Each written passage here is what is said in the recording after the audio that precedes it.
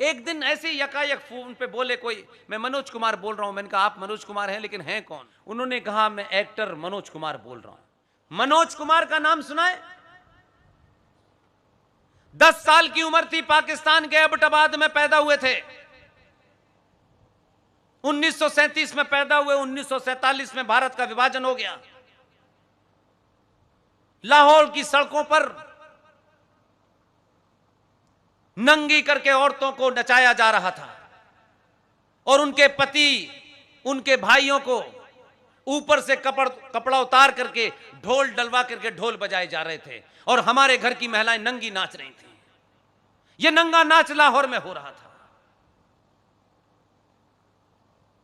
उसी लाहौर में, उसी एबटाबाद से, उस मारामारी में जो कत्लो गारत हुई लाहौर में, हजारों सिख हिंदुओं को मार दिया। उसमें एक 10 साल का बच्चा, किसी की निगाह उस पर पड़ गई, उसने उसका हाथ पकड़ा और चलती ट्रेन में फेंक दिया ताकि वो कहीं सुरक्षित जगह पहुंच जाए। और जिसने फेंका वो गुमनाम हो गया। उसने सिर्फ इतना ही रोल प्ले किया। लाशों से भरी हुई ट्रेन अमृतसर पहुंची, वहां लाशें नहीं उतरने दी।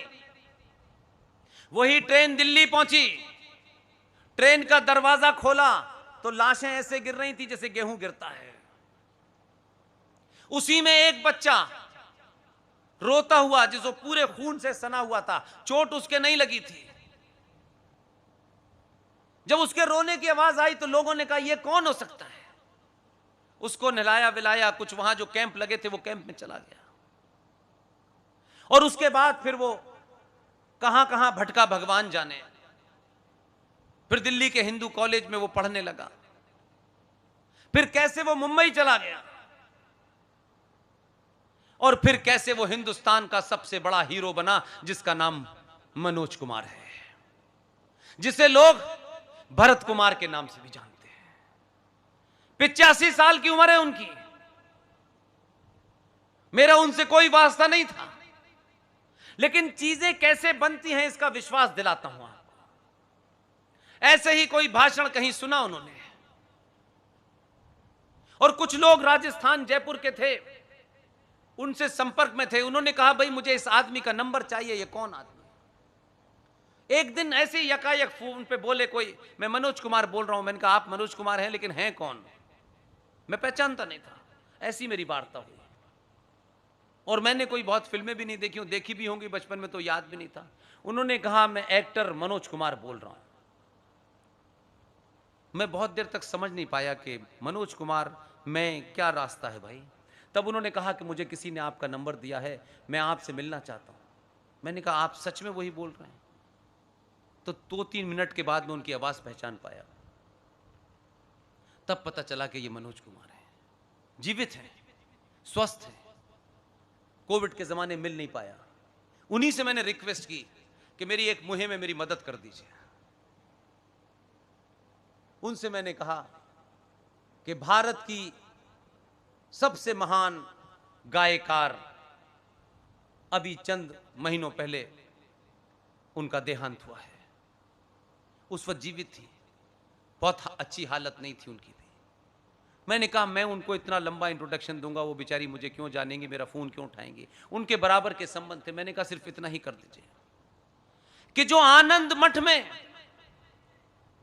पूरा वंदे मातरम गाया गया है लता की आवाज में, वो मुझे एक बुकमार्क मैंने आज के बच्चों के लिए बनाया है, जिसमें भगत सिंह भी हैं, सावरकर भी हैं, सुभाष भी हैं, जिसमें छत्रपति शिवाजी भी हैं,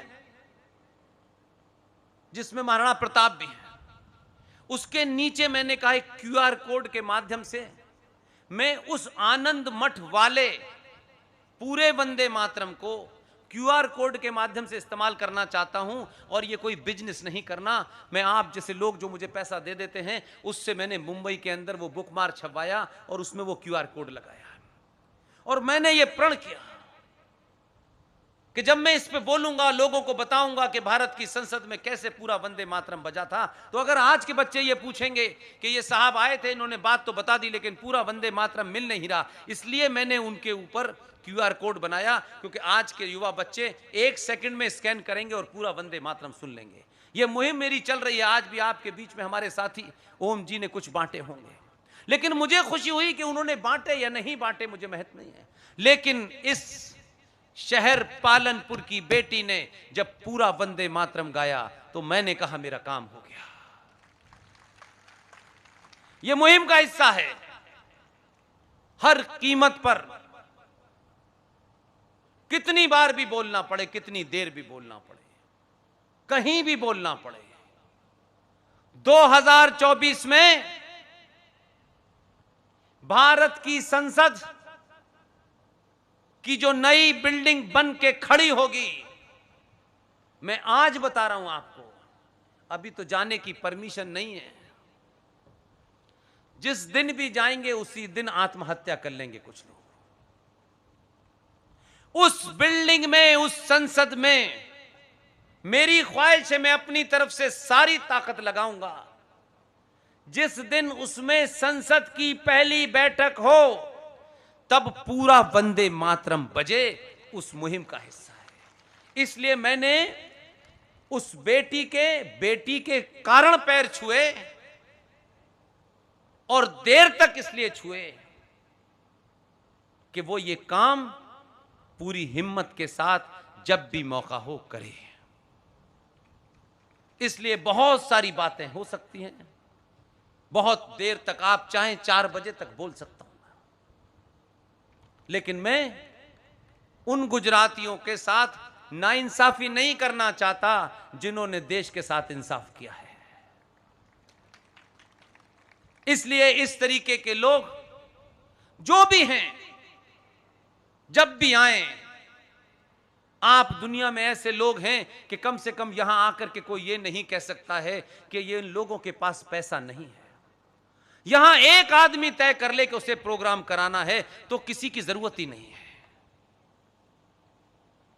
इसलिए यह मुहिम, पुष्पेंद्र आए, प्रोफेसर आनंद रंगनाथन आए, प्रोफेसर कपिल कुमार आए, GD आए, कर्नल RS सिंह साहब आए, सुशील पंडित आए, ये सिलसिला जारी रखिए। वो आएंगे, कुछ नई बात, कुछ नए तथ्य रखेंगे, और ये सिलसिले को रोकिए मत, इसको एक हवन की तरह लीजिए। जितना बिजनेस करें, अरबों खरबों रुपया कमाएं, अगर आपने अरबों खरबों न कमाए होते तो राफेल सिर्फ ताली बजाने से नहीं आता। इसलिए खूब पैसा कमाएं, उस पैसे में से ये ध्यान रखें, घर भी चले, समाज भी सुरक्षित रहे।